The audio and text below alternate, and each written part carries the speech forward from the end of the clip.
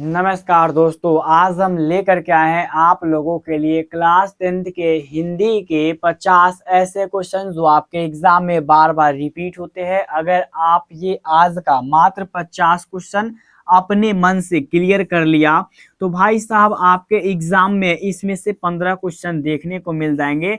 और ये मैं बात इसीलिए बोल रहा हूँ क्योंकि बिहार बोर्ड एग्जाम में खास करके क्लास 10th में जो है ना बार बार क्वेश्चन रिपीट होता है। अगर आप क्वेश्चन बैंक पढ़े होंगे ना जी तो आपको पता होगा।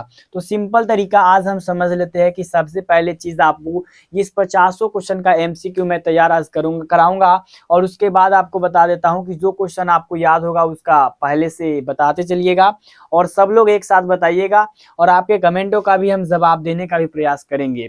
तो सबसे पहली चीज यहाँ पे देखिएगा, पहला क्वेश्चन आपसे एग्जाम में पूछ देगा, ठीक है जी। एग्जाम में आपसे पूछ देगा कि बुढ़ापे में इंसान बिल्कुल बच्चा बन जाता है, ठीक है। इस वाक्य में है बुढ़ापा जो है कौन सी संज्ञा है, जातिवाचक, व्यक्तिवाचक, भाववाचक या फिर समूहवाचक।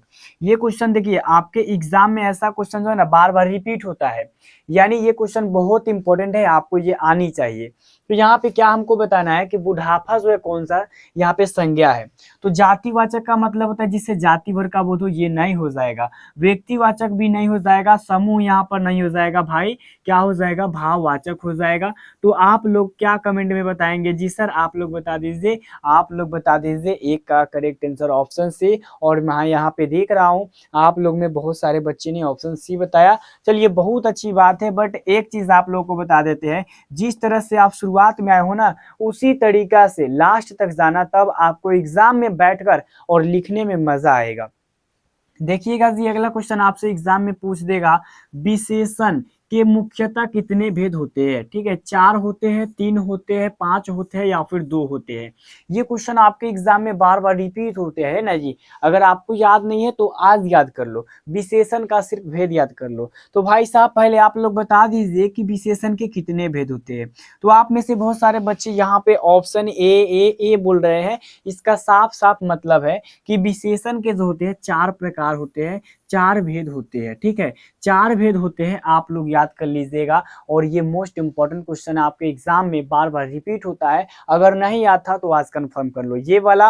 और दूसरा सर्वनाम के भेद क्या होता है जी, सर्वनाम के भेद कितने होते हैं, सर्वनाम के थोड़ा बता दीजिए आप लोग एक बार बता दीजिए कि सर्वनाम के कितने भेद होते हैं। तो आप में से बहुत सारे बच्चे बोल रहे हैं सर सर्वनाम के जो होते हैं 6 भेद होते हैं, 6 भेद होते हैं। बिल्कुल करेक्ट है भाई साहब, याद कर लीजिए सर्वनाम के 6 भेद होते हैं। चलिए इतना तो याद है। अगला क्वेश्चन भाई साहब एग्जाम में पूछ देगा कि आपने क्या खाया है। इस वाक्य में क्या कौन सा सर्वनाम है, ठीक है। निश्चयवाचक सर्वनाम, अनिश्चयवाचक या फिर प्रश्नवाचक या फिर पुरुषवाचक सर्वनाम। ये देखो भाई सर्वनाम से अगर क्वेश्चन पूछेगा ना तो इसी टाइप से पूछेगा, ऐसे नहीं पूछेगा वह कौन सा सर्वनाम है, ठीक है। चाहे यहाँ पे आपसे ये नहीं पूछेगा कि मैं जाता हूँ कौन सा सर्वनाम है, ये सब टाइप का नहीं पूछेगा। ये पूछेगा वाक्य में कि आपने क्या खाया है। इस वाक्य में जो है ना क्या है वो कौन सा सर्वनाम है। निश्चयवाचक हो जाएगा जी, अनिश्चयवाचक बता दो थोड़ा एक बार जल्दी।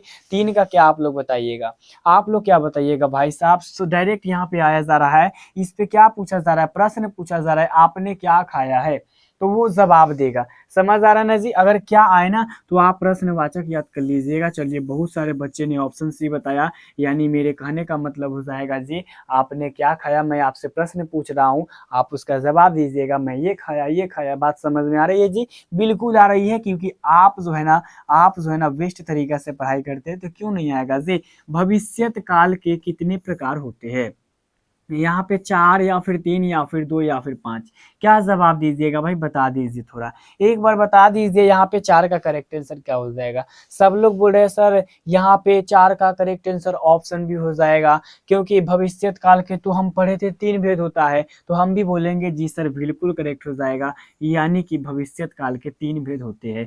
चलो भाई बहुत अच्छी बात है, इसी प्रकार से बताते चलो। और एक चीज और समझ लो, काल के भी जो होते हैं ना, काल के वो 3 भेद होते हैं जी। काल के कितने भेद होते हैं? 3 भेद होते हैं, वर्तमान काल, भूतकाल, भविष्यत काल। ठीक है, तो ये सारी चीज आपको जानकारी अगर बात करें तो इजी लेवल पर इजीली याद होना चाहिए। नहीं याद है भाई कमेंट में करो, सबका एक तरफा आपको सोल्यूशन दे दूंगा। अगला क्वेश्चन आपके लिए यहाँ पे देखिएगा जी, कहा जा रहा है कि दध्योधन का संधि विच्छेद क्या हो जाएगा? ये 2018 में पूछा गया क्वेश्चन है। अभी यहाँ पे मैं जो बता रहा हूँ ना क्वेश्चन भाई सब 2018 में रिपीट क्वेश्चन है और बहुत ही इंपॉर्टेंट है, इसलिए मैं आज आप सभी के बीच 2018 का पेपर लाया हूँ। और अगर आपको विश्वास नहीं होती तो जाकर के आप देख लीजिएगा, ठीक है, क्वेश्चन बैंक में। तो दुर्योधन का संधि विच्छेद क्या हो जाएगा जी? दधी जोर उदन या फिर दधी ओदन, दधी कदन या फिर दधी जोर औदन? क्या जवाब दीजिएगा 5 का जी? क्या जवाब दीजिएगा? तो आप लोग थोड़ा देख लीजिए क्या बता रहे हो। सर 5 का बी हो जाएगा, बी हो जाएगा। चलो भाई बहुत अच्छी बात है, दधी जोर ओदन, दधी जोर ओदन 5 का याद कर लीजिए भाई, 5 का ई और यहाँ पे वह दध्योधन हो जाएगा।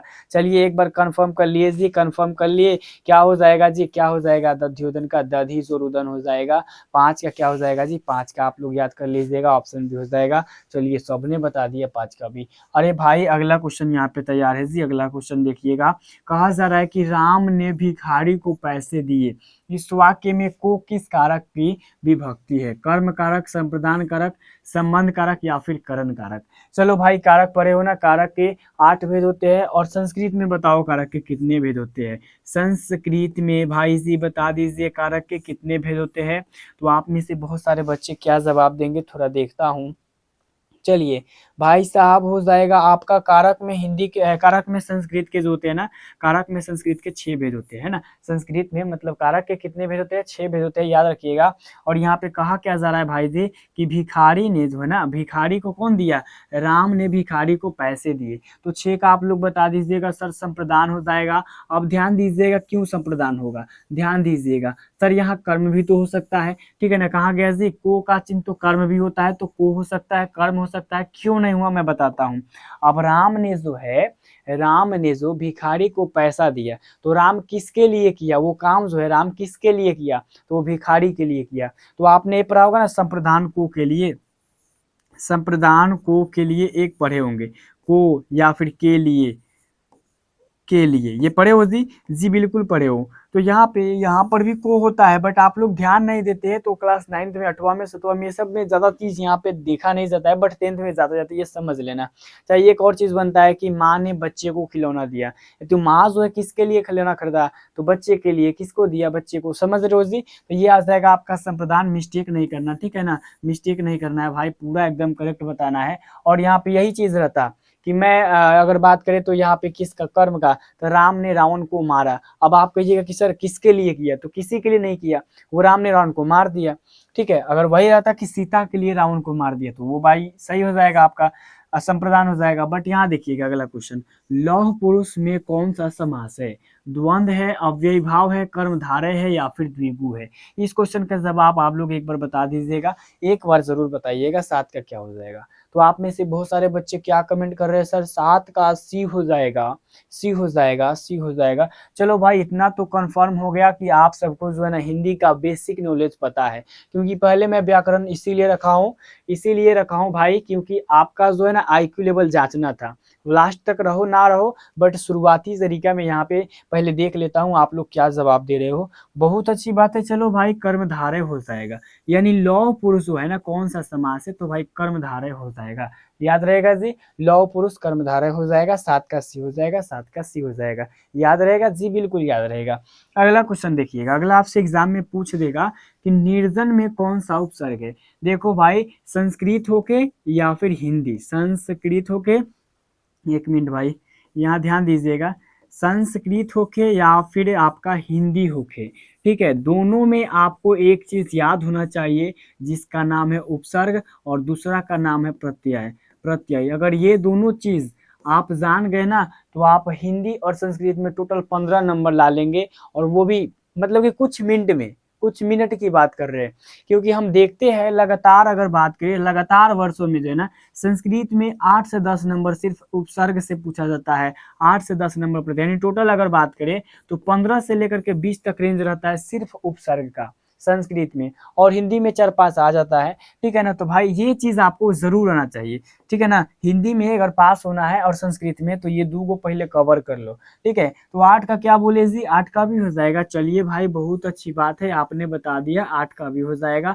मैं भी बोल दूंगा जी सर 8 का करेक्ट आंसर ऑप्शन भी याद कर लो, क्योंकि जो निर्जन में है ना, नीर आ जाएगा उपसर्ग, ठीक है, नीर उपसर्ग आ जाएगा। अगला क्वेश्चन देखिएगा, कहा जा रहा है कि निम्नलिखित में शब्दों में कौन सा शब्द शुद्ध है, ठीक है। अब यहाँ पे कौन सा शब्द शुद्ध लिखा गया है, आप लोग बताइए। सोनित, सोनित या फिर सोनित, या फिर ये भी सोनित है, बताओ कौन सा शुद्ध है। तो 9 का क्या करेक्ट आंसर बताइएगा आप लोग। आपको अंदाजा क्या लग रहा है कौन सा करेक्ट आंसर हो जाएगा। तो आप में से बहुत सारे बच्चे ए भी बोलेंगे, बी भी बोलेंगे, सी भी बोलेंगे, तो इसमें कंफ्यूजन रहता है। बट अगर ऐसा क्वेश्चन आपको सेम टू सेम दे, तो आप अपना ऑप्शन सी याद कर लीजिएगा, ठीक है। और अगर आपको बताता हूं, अगर आपको ऑप्शन अगर देखा जाए, बोला जाएगा कि कौन वाक्य शुद्ध है कौन अशुद्ध है, तो ये सब चीज में ज्यादातर ध्यान नहीं देना, क्योंकि 100 में से 50 का जवाब देना है भाई। तो समझ रहे हो ना किस टाइप के क्वेश्चन को छूना है। ऐसा क्वेश्चन को छुओ जो कंफर्म हो जाए, कंफर्म टू कंफर्म हो जाए, ठीक है जी। तो यहाँ पे आप तो ये याद कर लीजिए, ऑप्शन सी हो जाएगा। अगला क्वेश्चन देखिएगा, यदि ए है ना, ए के बाद कोई भी भिन्न स्वर आए, तो है ना ए किस में बदल जाता है, ठीक है। आप एक नियम पढ़े होंगे ना व्यंजन संधि में, कि जब अगर ए के बाद कोई भी अलावा, एक को छोड़ करके उसके अलावा कोई भी अगर व्यंजन आ जाए, है ना, स्वर आ जाए, स्वर आ जाए, यहाँ पे देखिएगा जी स्वर आ जाए, ठीक है भाई। थोड़ा कंफ्यूजन मत रहिएगा। कहा यह जा रहा है कि ए के बाद अगर कोई भी भिन्न स्वर आ जाए, ठीक है जी, भिन्न स्वर आ जाए, तो ए किसमें बदल जाएगा, आय में, अय में, या फिर अच में, या फिर आओ में। तो आप लोग करेक्ट आंसर बता दीजिए एक बार। तो आप कहिएगा सर 10 का भी हो जाएगा, क्योंकि ए जो होता है आय में बदलता है, ठीक है जी, ए आय में बदलता है, और आय जो होता है वो आय में बदलता है, ओ जो होता है वो औ में बदलता है, औ में, और औ जो होता है जी, औ जो होता है, औ यहाँ पे देखिएगा वो आओ में बदलता है। इतना कंफर्म है जी। जी सर बिल्कुल कंफर्म है, क्योंकि ये जो है ना बहुत ही इंपॉर्टेंट है। और आप लोग एक चीज और देखिएगा, इस क्वेश्चन के साथ साथ इसमें जो क्वेश्चन बन रहा है ना जी, उसको कंप्लीट करते चलिएगा, ठीक है जी। अगला यहाँ पे आपसे क्वेश्चन पूछेगा कि निम्नलिखित वाक्यों में कौन सा वाक्य शुद्ध है। यहाँ पे कौन सा वाक्य शुद्ध है, आपके दर्शन कब होंगे, मैं यह काम करा है, ठीक है ना, मैंने यह काम करा है, प्यास से होठ सूख रहा था, मेरा बात सुनो। अब इसमें जो होगा ना, इसमें भी आपका कंफ्यूजन होगा, बट देख लीजिए 4-5 क्वेश्चन ऐसा देख लीजिएगा ना, और मैं ऐसा करा दूंगा आपको प्रीवियस ईयर में से। तो ऐसा अब वाक्य आपको दिखना होगा जो शुद्ध है। तो आप पहले कमेंट में एक करेक्ट आंसर बता दीजिए। तो आप कहिएगा कि सर यहाँ पे ऑप्शन ए मेरे को दिख रहा है शुद्ध, कि आपके दर्शन कब होंगे। ये एक लाइन बनता है, एक वाक्य बनता है, और ये हो जाएगा आपका शुद्ध वाक्य। तो 11 का क्या बताइएगा जी, तो 11 का आप लोग ए बताइएगा। चलिए बहुत अच्छी बात है। अगला क्वेश्चन यहाँ पे देखिएगा, अगला क्वेश्चन यहाँ पे ये पूछा जाएगा एग्जाम में, है ना जी, एग्जाम में ये पूछा जाएगा कि हाथ साफ करना मुहावरे का अर्थ क्या होता है। हाथ धोना, सफाई करना, चोरी करना, या फिर गंदगी फैलाना। तो हाथ साफ करना मुहावरे का अर्थ बताइए आप लोग क्या हो जाएगा। थोड़ा ध्यान दीजिएगा आप लोग, और ध्यान से बताइए 12 का करेक्ट आंसर क्या हो जाएगा। तो हाथ साफ करना का आप लोग का ऑप्शन आ रहा है सर, यहाँ पे हो जाएगा चोरी करना। हाथ साफ करना यानी कि चोरी करना हो जाएगा। क्या हो जाएगा जी, चोरी करना हो जाएगा। तो यहाँ पे 12 का सी याद कर लीजिएगा। जी सर बिल्कुल याद हो जाएगा, बहुत अच्छी बात है, इतना तक क्लियर रखो। अगला क्वेश्चन यहाँ तैयार है आपके लिए भाई। अगला क्वेश्चन कहा जाएगा, निम्नलिखित शब्दों में कौन सा शब्द शुद्ध है। फिर शुद्ध आ गया, देख लो भाई हितैषी कैसे लिखाता है, ये तरीका जान लो। तो 13 का आपको कमेंट में बताना है आंसर। 13 का क्या बताइएगा जी, 13 का आप लोग बोल रहे हो सर, यहाँ पे 13 का आपका हो जाएगा सी, ठीक है ना जी। तो बिल्कुल करेक्ट हो जाएगा भाई, बिल्कुल करेक्ट हो जाएगा। इसी तरीका से अगर याद रहेगा, तो आप लोग जो है एक दिन एग्जाम में 100 में 100 जरूर लाइएगा। यहाँ पे देख लीजिए हितैषी मैं यहाँ पर लिख भी दिया हूँ, और याद कर लो, आपका 13 का करेक्ट आंसर ऑप्शन सी हो जाएगा। याद रहेगा जी, जी सर बिल्कुल याद रहेगा। अगला क्वेश्चन देखिएगा, कहा जा रहा है कि अंतिम में कौन सा प्रत्यय है। म है, तिम है, इम है, या फिर तम है। अंतिम, अंतिम में चलिए बता दीजिए साहब यहाँ पे क्या हो जाएगा। अब इसमें प्रत्यय ऐसा निकालिए जिसमें से अगर हम प्रत्यय के बाद मतलब कि पहले जो शब्द बचे ना उसका भी एक अर्थ निकले। ठीक है, तो अन्न जोर अगर इम करें, अंत जोर इम करेंगे, 14 का पहले आप लोग बता दीजिए। तो आप लोग बता रहे हो सी, बट कैसे होगा देखिए, अगर हम अंत है ना, अंत और यहाँ पे इम कर देंगे, देखिएगा ध्यान से, तो अंतिम हो जाएगा जी, अंतिम यानी कि अंत भी एक शब्द बन रहा है, तो इसमें प्रत्यय आपका हो जाएगा इम। क्या हो जाएगा जी, इम हो जाएगा। बहुत अच्छी बात है, आपने क्या बताया, 14 का सी, 14 का सी हो जाएगा सर, 14 का सी। चलो भाई बहुत अच्छी बात है। अब 15 का जवाब देना थोड़ा। 15 नंबर क्वेश्चन है कि अष्टाध्यायी में कौन सा समास है, द्विगु है या फिर अव्ययी भाव है या फिर बहुव्रीहि है या फिर नया समास है। अब इसमें ध्यान दीजिएगा, अष्टाध्यायी में अब आप सोचिएगा कि सर अष्ट मतलब कि 8, और 8 यहाँ पे देखिएगा, अष्टा मतलब कि 8। अब पहले 15 का बताओ करेक्ट आंसर, तो मैं बताऊंगा। तो चलिए, आप लोग का कमेंट देखा तो आपने बताया ए, बट कैसे होगा देखिएगा, ध्यान दीजिएगा। अष्ट का मतलब क्या होता है सर, अष्टा माने कि 8, ये संख्या आ गया, और हम जानते हैं कि जिसमें संख्या आता है वो द्विगु हो जाता है, तो यहाँ पे आपका 15 का ए हो जाएगा, याद कर लीजिएगा जी। अगला क्वेश्चन आपके एग्जाम में बनता है कि भारत में बेरोजगारी का एक प्रमुख व प्रत्यक्ष कारण क्या है। ठीक है, सती प्रथा, देश प्रथा, जाति प्रथा या फिर बाल विवाह प्रथा। तो आप बता दीजिए यहाँ पे 16 का करेक्ट आंसर क्या हो जाएगा। तो आप में से कमेंट आ रहा है कि सर 16 का सी हो जाएगा, 16 का सी हो जाएगा, 16 का सी हो जाएगा। जी बिल्कुल करेक्ट हो जाएगा, यानी कि 16 का करेक्ट आंसर आपका ऑप्शन सी ही हो जाएगा, कि भारत में है ना बेरोजगारी का एक प्रमुख और प्रत्यक्ष कारण जो है भीमराव अम्बेडकर जाति प्रथा को बताते हैं। ठीक है जी। तो अगला क्वेश्चन यहाँ पे देखिएगा, कहा जा रहा है कि पेड़ पर कमरा किसकी रचना है। ये क्वेश्चन आपको मतलब मोटा मोटी देखा जाए तो हर साल, ठीक है ना जी, हर साल ये क्वेश्चन रिपीट होता है, तो आपको हर हाल में याद कर लेना है, पेड़ पर कमरा किसकी रचना है। तो पहले जवाब दीजिए 17 का करेक्ट आंसर क्या हो जाएगा। भाई साहब आप लोग का कमेंट आ रहा है सर 17 का यहाँ पर ए हो जाएगा, बहुत अच्छी बात है जी, 17 का ए हो जाएगा, यानी कि विनोद कुमार शुक्ल हो जाएगा। क्या हो जाएगा जी, विनोद कुमार शुक्ल। पेड़ पर कमरा विनोद कुमार शुक्ल की रचना है, और ये मोस्ट इंपॉर्टेंट क्वेश्चन बनता है आपके एग्जाम में, तो इसे भाई याद जरूर कर लीजिएगा, वरना एग्जाम में जाकर के पछताइएगा। ठीक है जी। अगला क्वेश्चन यहाँ पे बनेगा आपका एग्जाम में, ये पूछ देगा कि बी आर नारायण ने किस कहानी का अनुवाद किया था। ठीक है, ढाते विश्वास, दही वाली मंगम्मा, नगर या फिर माँ। ये क्वेश्चन भी बहुत इंपॉर्टेंट है। कहा यह जा रहा है कि जो बी आर नारायण थे ना, वो किस कहानी का अनुवादक थे, किस कहानी का अनुवाद किया था। तो आप लोग पहले बता दीजिए 18 का करेक्ट आंसर। चलो भाई चलो, 18 का सर भी हो जाएगा, 18 का भी हो जाएगा। चलो देखो, बता रहे हो इसका मतलब ये साफ साफ अंदाजा लग रहा है कि तुम्हें याद है, ऐसा ही थोड़ी बोल दे रहे हो। और अगर ऐसा ही बोल रहे हो ना जी, ऐसा ही अगर बोल रहे हो तो बहुत अच्छी बात है, ऐसा ही एग्जाम में जाके लिख देना, क्योंकि जो आप लोग आंसर बता रहे हो वो बिल्कुल करेक्ट करेक्ट करेक्ट आ जा रहा है। इसका मतलब क्या है, इसका मतलब साफ साफ है कि तुम पढ़ते हो। समझ आ रहा है ना जी। तो 18 का आपको बी याद कर लेना है कि बी आर नारायण ने दही वाली मंगम्मा का क्या किया था भाई, अनुवाद किया था। और यहाँ पे 19 नंबर क्वेश्चन है, कवित्री अनामिका का जन्म कब हुआ था। ठीक है, 1961 में, 1962 में, 1963 में या फिर 1965 ईस्वी में।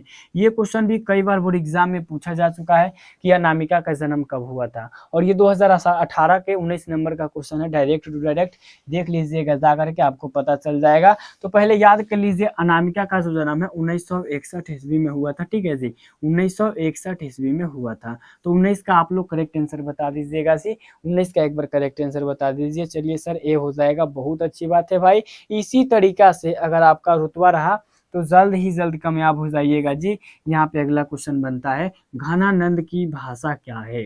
ठीक है, अवधी है, ब्रज भाषा है, प्राकृतिक है या फिर पाली है। बताओ घनानंद की भाषा क्या है। तो 20 का करेक्ट आंसर क्या बताइएगा जी, 20 का क्या बताइएगा। तो आप कहिएगा कि सर मैं तो पढ़ा था किताब में कि जो घनानंद थे ना, घनानंद थे, उनका जो भाषा था वो ब्रज भाषा था। क्या था जी, ब्रज भाषा था। यहाँ पर भाई क्या हो जाएगा, आपका ऑप्शन बी हो जाएगा। तो 20 का करेक्ट आंसर आपको ऑप्शन बी याद कर लेना है, और option B is the correct answer. याद रहेगा जी सर, बिल्कुल याद रहेगा। ठीक है जी। अगला क्वेश्चन बनता है एग्जाम में, देखिएगा ध्यान से, किसके अनुसार सेनों ने अपने सिद्धांतों को भी बदल दिया था? बेटियों के अनुसार, खोखा के अनुसार, मदन के अनुसार या फिर गिरधर लाल के अनुसार? ये क्वेश्चन को था यानी कि इस क्वेश्चन का जो आंसर है मोटा मोटी आपको पता होगा।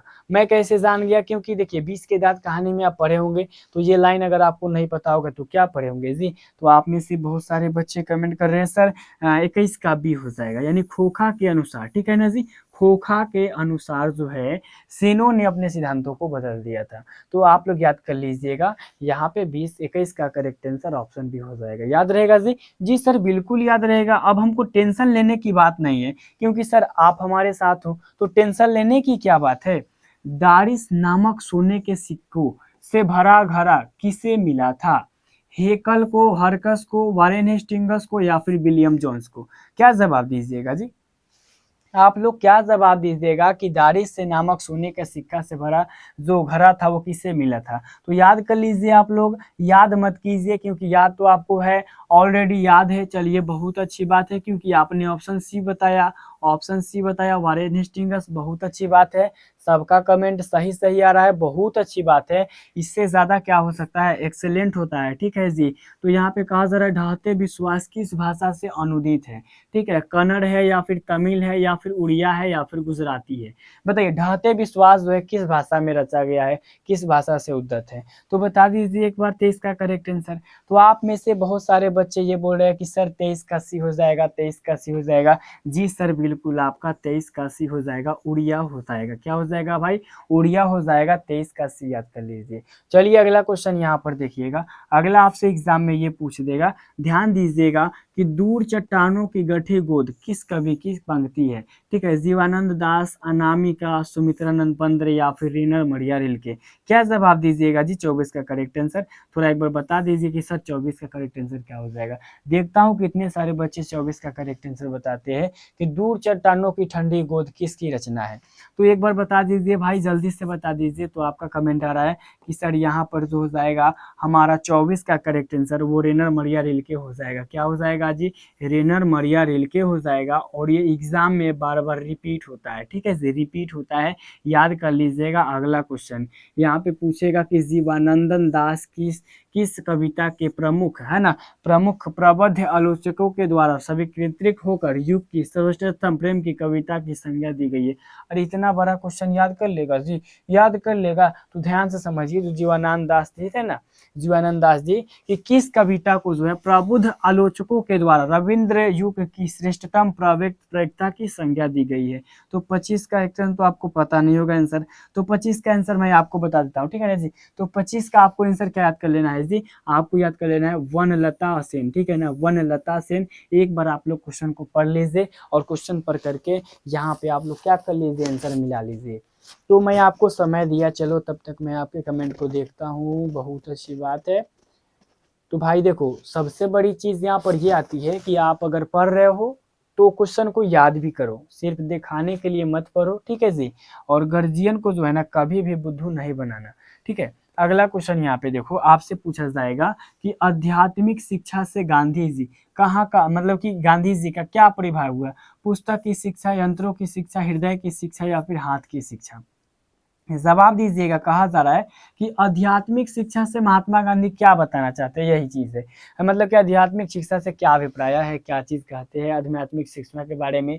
तो 26 का क्या बताइएगा जी? 26 का आप लोग बोल रहे हो कि सर 26 का करेक्ट आंसर तो आप ही बता दीजिए, क्योंकि मेरे को तो पता नहीं है। तो चलो भाई जल्दी से मैं आपको भी बता देता हूँ 26 का करेक्ट आंसर। तब तक देखते हैं, आप में से बहुत सारे बच्चे यहाँ पे ये बोल रहे हैं हृदय की शिक्षा हो जाएगा, हाथ की शिक्षा हो जाएगा। चलो भाई जल्दी से बता दो आप लोग भी, क्योंकि देखिए ये क्वेश्चन जो है बहुत इंपॉर्टेंट है। अगर आपको पता नहीं है तो भाई पता कर लो। लेकिन आप लोग देखिएगा, सबसे पहले चीज यहाँ पे अगर देखा जाए, है ना, अगर यहाँ पे देखा जाए तो यहाँ पे हृदय की शिक्षा हो जाएगा। क्या हो जाएगा? हृदय की शिक्षा हो जाएगा। जो आप बोल रहे थे ना वही करेक्ट आंसर हो जाएगा, हृदय की शिक्षा, हृदय की शिक्षा। ठीक है जी? तो 26 का क्या याद कीजिएगा जी? 26 का आप लोग याद कर लीजिएगा, हृदय की शिक्षा। और ये मोस्ट इंपॉर्टेंट क्वेश्चन आपके एग्जाम में पूछे जाते हैं। अगला क्वेश्चन यहाँ एग्जाम में बनता है जी, अगला क्वेश्चन यहाँ पे बनता है, अवनियों में 19 है ना 19 दिन के प्रवास के दौरान लेखक ने कितने गद्य की रचना की थी। जो अभिमन्यु में गए थे ना लेखक साहब, ठीक है ना, तो यहाँ पे 29 है ना 19 दिन के दौरान, यानी कि 19 दिन में वो कितने मतलब कि गद्य लिखे थे बता दीजिएगा। यही पूछा जा रहा है कि अभिमन्यु में जब गए थे ना लेखक साहब तो इन्होंने कितना गद्य लिखा था। तो 27 का क्या जवाब दीजिएगा भाई साहब 27 का, तो याद कर लीजिए चाहे याद मत कीजिए, सबसे पहले यहाँ पे देख लीजिए, यहाँ करेक्ट आंसर आपका ऑप्शन ए हो जाएगा, यानी कि 27 गद्य लिखे थे। ठीक है जी, 27 गद्य लिखे थे। ये मोस्ट इंपॉर्टेंट क्वेश्चन आपके एग्जाम में बार बार रिपीट होता है, तो इसे जरूर याद कर लीजिएगा। ठीक है जी, अगला क्वेश्चन याद क्या करना है आपको, देखिएगा अगला आपके एग्जाम में ये पूछा जाएगा जी, कहा यह जा रहा है, ध्यान दीजिएगा 28 नंबर क्वेश्चन है कि धरती कब तक घूमेगी किस भाषा से अनुवादित है। ठीक है ना जी, धरती कब तक घूमेगी इस किस भाषा में है, उड़िया में है, गुजराती से, राजस्थानी से या फिर कन्नड़ से है। देखो 2000 मतलब कि 18 में जो है कौन सा जो है कहानी किस भाषा से अनुवादित है, ये 2 बार पूछा है। इसीलिए मैं आपको बोल रहा हूँ 4-5 ऐसे कहानी है, धरती कब तक घूमेगी, या इसका हो गया सावर दैया, उसके बाद राजस्थानी वाला हो गया, कन्नड़ हो गया, ये सब समझ रहे हो ना जी, दही वाली मंगम्मा हो गया। सबको चीज आपको एक बार रट लेना है कि कौन सा जो है कविता कहानी किस भाषा में था। तो यहाँ पे धरती कब तक घूमेगी, ठीक है ना, जिसके लेखक सावर दैया है, तो आप लोग पहले बता दीजिए इसका करेक्ट आंसर क्या हो जाएगा। तो आपको ये सर राजस्थानी हो जाएगा, क्योंकि ये मोस्ट इंपॉर्टेंट क्वेश्चन है। और 28 का आपका क्या हो जाएगा जी, सी हो जाएगा। तो सी आप लोग टिक कीजिएगा। जी सर बिल्कुल टिक करेंगे, क्योंकि आप जो बताएंगे वही तो करेक्ट होगा जी। चलिए यहाँ पे 29 नंबर है, पपाती को कौन सा रोग था। ठीक है, टिटनस था, हैजा था, कैंसर था या फिर मेनिंजाइटिस था। तो 29 का एक बार बता दो करेक्ट आंसर।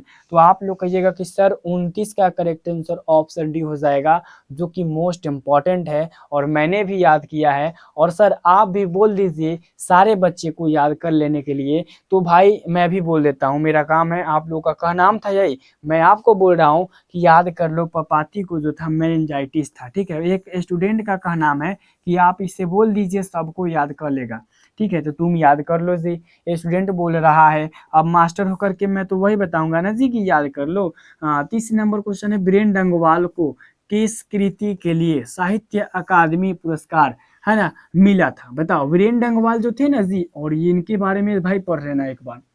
देखो दुनिया में जो है ना अनेक प्रकार के इंसान होते हैं, और सब अपने अपने काम में अपने अपने जीवन में अपने मतलब कि बहुत महत्वपूर्ण भूमिका निभाते हैं। लेकिन बीरेन डंगवाल के बारे में एक बार पढ़ के देखना पता चल जाएगा। तो बताइएगा बीरेन डंगवाल को किस कृति पर है ना उनको क्या मिला था, साहित्य अकादमी पुरस्कार मिला था। आप लोग कमेंट एक बार कर दीजिएगा तो अच्छा रहेगा, नहीं कीजिएगा कोई बात नहीं है भाई। दुष्चक्र में सृष्टा, ठीक है ना, दुष्चक्र में सृष्टा यहाँ पे याद कर लीजिएगा। 30 का भी हो जाएगा, क्या हो जाएगा जी, 30 का भी हो जाएगा। 30 का भी बोलिएगा जी। जी सर 30 का भी बोल देंगे। बहुत इंपॉर्टेंट क्वेश्चन है। अगला क्वेश्चन यहाँ पे बनता है, एग्जाम में पूछा था, परदेश की विद्या पढ़ने का क्या परिणाम हुआ। सबकी बुद्धि भारतीय हो गई, सबकी बुद्धि विदेशी हो गई, सबकी बुद्धि आध्यात्मिक हो गई, या फिर उपयुक्त सभी। तो भाई ये मोस्ट इंपॉर्टेंट लाइन है, और मैंने भी एग्जाम दिया था ना जब अपने समय में, तो इस क्वेश्चन को मैं रटा था और तुम भी आज रट लो। कि यहाँ पे कहा जा रहा है कि प्रदेश की विद्या पढ़ने का परिणाम यह हुआ कि सबकी जो बुद्धि है वो विदेशी हो गया, सबकी बुद्धि विदेशी हो गया। यहाँ पर 31 का क्या याद कीजिएगा जी सर, 31 का यहाँ पर आपको बी याद कर लेना है, याद रहेगा जी। चलो भाई याद तो रहेगा, इतना तो है ना पता कि याद कर लेगा। नगर कहानी किस लेखक के द्वारा रचित है, ईश्वर पेटलीकर, सतगुरु होता, सुजाता या फिर श्रीनिवास। चलिए जवाब दीजिएगा। इसके लिए मैं आपको समय दूंगा, क्योंकि मैं बोला था आपको कि देखो कुछ याद करो ना करो, बट लेखक का नाम और वो जो चैप्टर लिखा है वो याद कर लो। तो चलो भाई बता दो यहाँ पे 32 का करेक्ट आंसर। तो आप में से बहुत सारे कमेंट कर रहे हैं कि सर नगर कहानी के जो लेखक है वो सुजाता है, यहाँ पर सी करेक्ट आंसर हो जाएगा। आप भी सी बता दीजिए स्टूडेंट लोग को। चलिए बहुत अच्छी बात है। अगला क्वेश्चन एग्जाम में पूछता है, लेखक के अनुसार मनुष्य के नाखून किसके जीवंत प्रतीक है, मनुष्यता के, सभ्यता के, पार्श्व वृत्ति के या फिर सौंदर्य के। चलिए बता दीजिए भाई साहब। यहाँ पे हजारी प्रसाद द्विवेदी का कहना है कि मनुष्य का नाखून जो है किसके जीवन प्रतीक है, बताओ किसके जीवन प्रतीक है। तो 33 का करेक्ट आंसर आप लोग बता दीजिए एक बार। तो आप में से बहुत सारे बच्चे बोल रहे हैं कि सर ये हो जाएगा पार्श्वी वृत्ति के, ठीक है ना, पार्श्वी वृत्ति के प्रतीक है। ये कौन बोलता है जी, तो ये हजारी प्रसाद द्विवेदी अपने से नाखून क्यों बढ़ते हैं बताया है। चलिए बहुत अच्छी बात है। 33 का आप लोग से याद कर लीजिएगा। अगला क्वेश्चन एग्जाम में बनता है, हजारी प्रसाद द्विवेदी का जन्म कब हुआ था? 1907 में, 1906 में, 1905 में या फिर 1904 में? जवाब दे दो एक बार जवाब दे दो। 34 का क्या हो जाएगा? तो आप में से बहुत सारे बच्चे को याद नहीं होगा, बट यहाँ पे देख रहे हो तो सब ये बोल रहे हैं। अब याद है कि क्या है तो आप जानिएगा ना जी, लेकिन ये बोल रहे हो तो चलो बहुत अच्छी बात है। तो याद कर लो, हजारी प्रसाद द्विवेदी का जो जन्म है वो भाई साहब 1907 ईस्वी में हुआ था। ठीक है, 1907 ईस्वी में हुआ था, याद कर लीजिएगा। अगला क्वेश्चन है, रहीरास किसकी रचना है? गुरु गोविंद सिंह या फिर गुरु नानक या फिर नानक या फिर घनानंद? रहीरास किसकी रचना है जी, बता दीजिए एक बार बता दीजिए। 35 का करेक्ट आंसर क्या हो जाएगा? तो आप में से बहुत सारे स्टूडेंट बोल रहे हैं सर 35 का भी हो जाएगा। तो भाई बिल्कुल 35 का भी हो जाएगा, गुरु नानक हो जाएगा। क्या हो जाएगा जी? गुरु नानक हो जाएगा। अगला क्वेश्चन यहाँ पे देखिएगा, आपके एग्जाम में ये पूछ देगा भाई साहब, कहा जा रहा है कि लक्ष्मी के बड़े पुत्र का क्या नाम था? अच्युत था, गुनिधि था, लक्ष्मण था या फिर शंकर था? तो 36 का करेक्ट आंसर क्या हो जाएगा जी? तो अब बता दो भाई 36 का आंसर, या फिर नहीं बताओगे? तो आप में से बहुत सारे स्टूडेंट कर रहे हैं कि सर 36 का यहाँ पे आप लोग आंसर बता दीजिए सबको। अच्युत था। ठीक है, लक्ष्मी के बड़े लड़के का नाम जो था अच्युत था। याद रहेगा जी? याद रहेगा? अभी जो तुम वीडियो देख रहे हो, क्या तुम्हें पता चला कि अच्युत कौन था? तो अच्युत जो था लक्ष्मी के बड़े पुत्र था, बड़का बेटा था। अगला क्वेश्चन यहाँ पे देखिएगा, कहा जा रहा है कि एक वृक्ष की हत्या कविता में कवि शहर को किससे बचाने की बात करते हैं? लुटेरों से, देश के दुश्मन से, नदियों से या फिर इनमें से कोई नहीं? बता दीजिएगा, बता दीजिएगा। 37 का करेक्ट आंसर। इसके पहले वाले वीडियो में भी हम बताए हैं कि लेखक जो है किससे बचाने की बात करते हैं। तो आप लोग कहिएगा कि सर यहाँ पे हो जाएगा नादिरों से। ठीक है ना जी? नादिरों से, नादिरों से। ये क्वेश्चन याद कर लीजिए। यहाँ पे 37 का सी हो जाएगा। क्या हो जाएगा जी? 37 का सी हो जाएगा, नादिरों से। बहुत इंपॉर्टेंट लाइन था। अगला क्वेश्चन यहाँ पे देखिएगा, कहा जा रहा है कि गांधी जी का दक्षिण अफ्रीका प्रवास कब से कब तक था? यानी गांधी जी दक्षिण अफ्रीका में कब से कब तक रहे थे? आपको याद है तो बता दो, नहीं याद है तो मैं बता दूंगा। चलिए देखता हूँ कौन जो है बता देता है।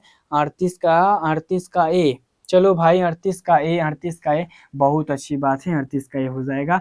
हम भी तो बोल रहे हैं ना जी, 1893 से 1914 तक। ठीक है, 1893 से 1924 तक, 14 तक जो था गांधी जी हमारे दक्षिण अफ्रीका में रहे थे। ठीक है, अगला यहाँ पे क्वेश्चन बनता है कि जब पंडित बिरजू महाराज को संगीत नाटक के अकादमी अवार्ड मिला तब उनकी आयु क्या थी? यानी कहने का मतलब है कि पंडित बिरजू महाराज को साहित्य अकादमी पुरस्कार जो था ना मिला था, तब उनकी मतलब आयु कितनी थी? एक बार बता दीजिएगा जी। नहीं बताइएगा कोई बात नहीं है, और बता दिए तो बहुत अच्छी बात है। तो देख लीजिए, जब वो 27 साल के थे ना जी, जब वो 27 साल के थे तो यहाँ पे उनको क्या किया गया? साहित्य अकादमी पुरस्कार से सम्मानित किया गया। इसीलिए कहा जाता है जिस काम को करो मन से करो। अब ये मन से किए तब तो भाई इनको साहित्य अकादमी पुरस्कार मिला। तो अगला क्वेश्चन बनता है एग्जाम में कि कवि ने माली मालिन किन्हें कहा? ये भाई इंपॉर्टेंट लाइन है और इससे सब्जेक्टिव भी और यहाँ पे अगर बात करें तो ऑब्जेक्टिव भी दोनों बनता है। ठीक है जी? तो यहाँ पे बता दीजिए किसे कहा? तो आप में से बहुत सारे बच्चे बोल दीजिएगा सर कृष्ण और राधा को जो है माली मालिन कहा गया है। यहाँ पे ऑप्शन सी हो जाएगा। चलो भाई बहुत अच्छी बात है, 40 का सी हो जाएगा। 41 का जवाब दीजिए। मंगू है ना जी, मंगू के अलावा उसकी माँ को कितनी संतानें थी? बता दीजिए। मतलब यहाँ पे कहा जा रहा है कि मंगू के अलावा उसकी माँ की जो थी कितनी संतानें थी? कमेंट क्या कीजिएगा सर? सर यहाँ पे तो बी हो जाएगा 3। ठीक है, 3। चलो बहुत अच्छी बात है, 41 का भी बता दिए। चलो भाई 3 हो जाएगा। क्या हो जाएगा जी? 3 हो जाएगा, और मंगू के लेकर के हो जाएगा 4 गो। समझ रहे हो जी? चलो बहुत अच्छी बात है, समझ रहे हो तो। और अगला क्वेश्चन यहाँ पे समझ लो भाई कि अज्ञे का जन्म कब हुआ था? अज्ञे मतलब समझो हीरानंद सच्चिदानंद वसायन अज्ञे। तो हीरानंद सच्चिदानंद वसायन अज्ञे, और अज्ञे के पिता का नाम हीरानंद शास्त्री था। तो इनका जन्म कब हुआ था? एक बार बता दीजिएगा जी, एक बार बता दीजिएगा। चलिए देखते हैं कौन बता देते हैं। चलो आप में से बहुत सारा कमेंट आ रहा है कि सर यहाँ पर बी हो जाएगा, सी हो जाएगा, बी हो जाएगा, सी हो जाएगा, बट याद कर लो जी 42 का याद कर लो। क्या याद कर लो जी? तो 42 का याद कर लो भाई 1911 ईस्वी। क्या हो जाएगा भाई? 1911 ईस्वी हो जाएगा। चलिए बहुत अच्छी बात है। अगला क्वेश्चन देखिएगा, एग्जाम में पूछा जाएगा, ध्यान दीजिएगा कि दिनकर को किस कृति के लिए ज्ञानपीठ पुरस्कार मिला था। अब यहाँ पे हम देख लेंगे रामधारी सिंह दिनकर।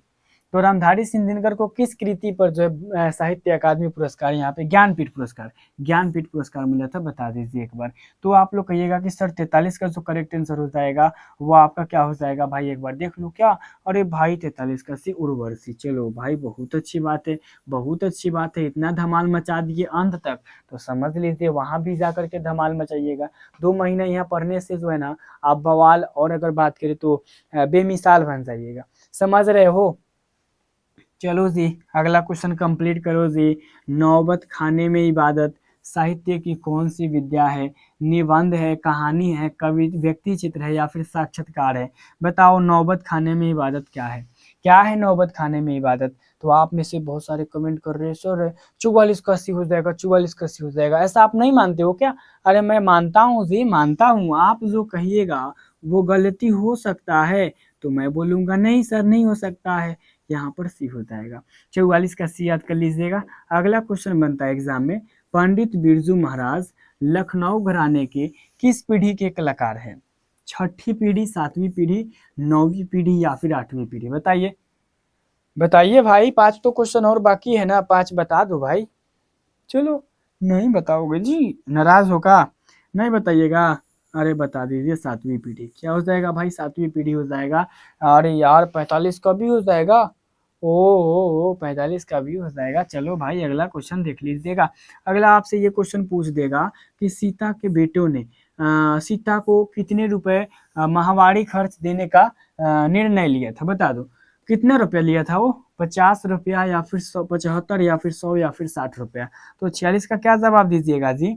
46 का क्या जवाब दीजिएगा? ए बोलिएगा? तो चलो ये बोलिएगा तो बहुत अच्छी बात है। ये बोलिएगा नहीं जी, बोलिएगा नहीं, बोल दिए ऐसे कहो, बोल दिए।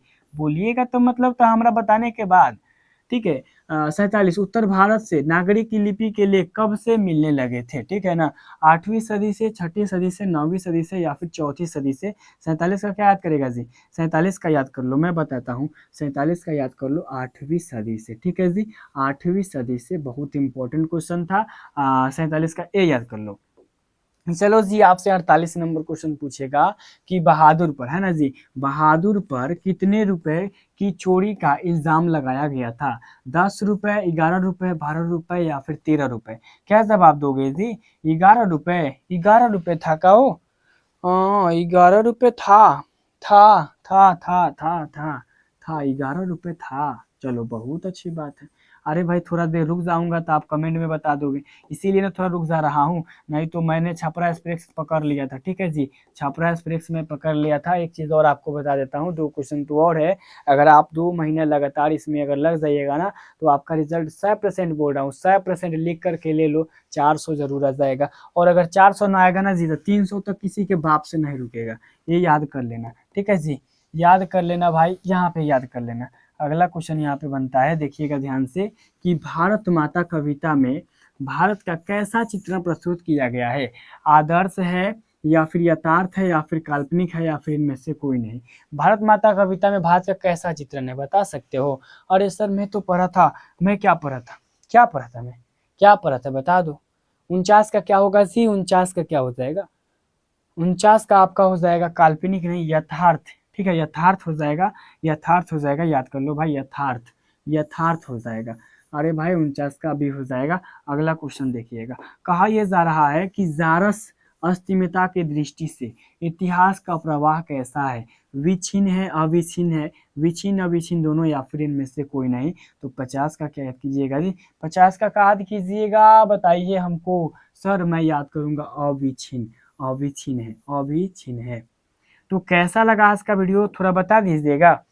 कैसा लगा आज का वीडियो ज़रूर बताना भाई, क्योंकि मैं इतना मेहनत करता हूँ। देखो ये क्वेश्चन सेट करने में आपको पढ़ाने में 1 घंटा और क्वेश्चन सेट करने में और यहाँ पे ट्रांसफ़र करने में 2 घंटा, टोटल 3 घंटा का समय मेरे पास लगता है ये सब करने में।